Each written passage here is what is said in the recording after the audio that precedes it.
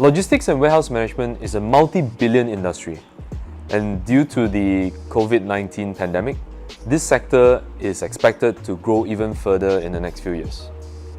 Hi, my name is Alwin, and today I'm visiting one of my clients who is predominantly in the e-commerce business. The idea of today is that I will be sharing with them some tips on what they can do to build an efficient warehouse so that they can get ready for their expansion. Alright, let's go!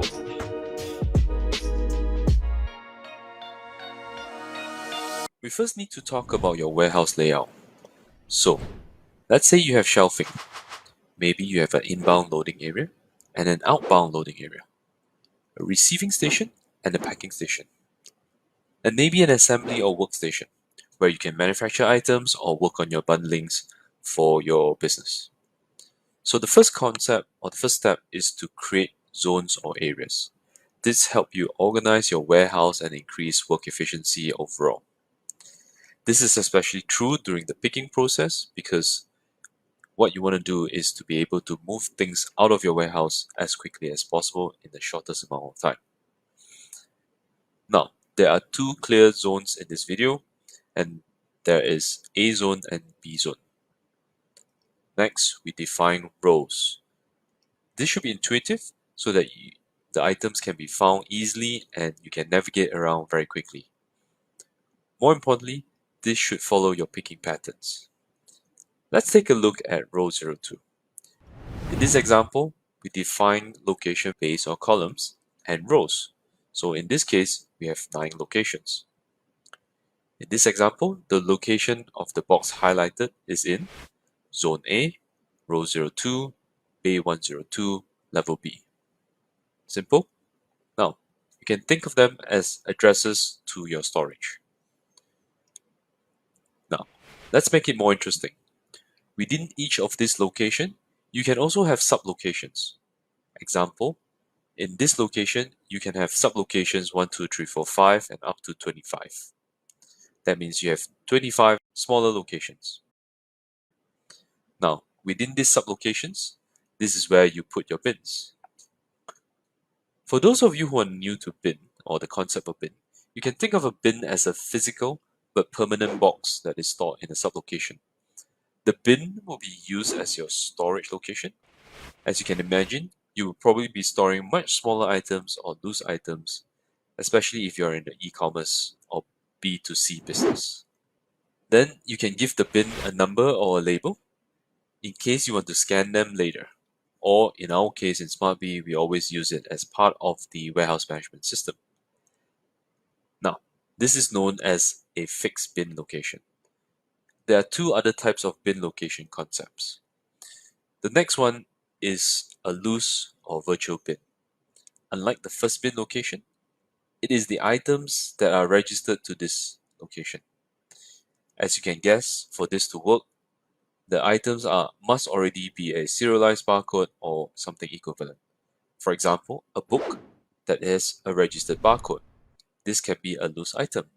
Hence, it doesn't need to have a fixed bin. Also, the system would have already registered them as a normal fixed bin.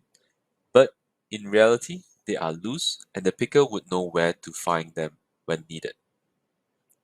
Finally, you have what we call a movable bins. These bins are not fixed to a specific location, but instead they are tied to one or a mixture of products. Here's how it works. Let's say you have a pallet that came into your warehouse, and you look inside and you see that there is a large shipment of soft toys. Now you take this pallet and move it, or you transform it into a movable bin. And all you need to do is to scan the pallet into the system, print out a bin label and stick it to the pallet. Now, instead of having a full address of the bin location, like the above, these bins would just have a simple number. That's because these are movable bins and they're not tied to a specific location. Now that you've labeled the bin, you can put it away, but when you store the bin somewhere, make sure to scan the bin label to a location. And now the system knows where the bin is stored. The great thing about these movable bins is that you can bring the bins to various zones or workstation. Each time you move the bin, you just have to scan the bin to a new location, and the system will know.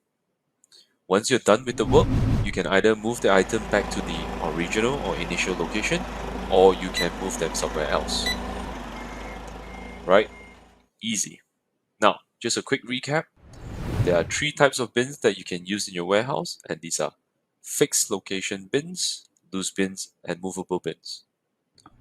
Also, in this video, we've used A and B zones as examples. You can also, in your own business, add other zones based on your needs. Say, for example, you're in e-commerce. You might have rejected or repair zones, or you might have testing or QC zones, and so on and so forth. If you're a manufacturer, you might think about raw material zone, work in progress zones, and finished goods zones. Okay, so hope you've learned something new today. Thank you for watching, and make sure to follow us on SmartBee Solutions YouTube channel. Make sure to like, subscribe, and click on the notification below. Okay, hope to see you soon.